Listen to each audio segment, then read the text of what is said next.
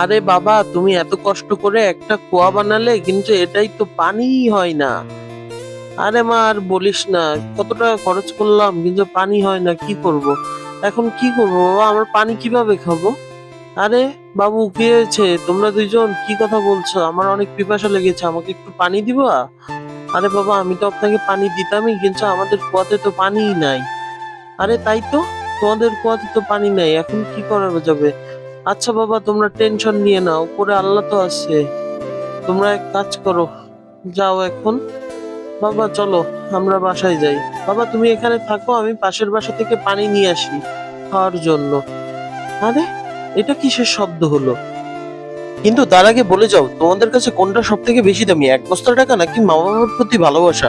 যদি মা বাবাকে ভালোবেসে থাকো, অবশ্যই লাইক করে সাবস্ক্রাইব করে দিবে চ্যানেলটা, আর যদি না করো তাহলে বাবু ভালোবাসো না। কুয়াতে হঠাৎ করে এত পানি কোথা থেকে আসতেছে? হায় আল্লাহ, এটা কেমন পানি? আরে আমাদের কুয়া তো পানিতে উপচে পড়তেছে। আল্লাহ তোমাদের সহায় হোক। আরে তাই তো মা, আল্লাহ আমাদের অনেক উপকার করলো, এখন পানির জন্য আমাদের আর রেতিক দৌড়াই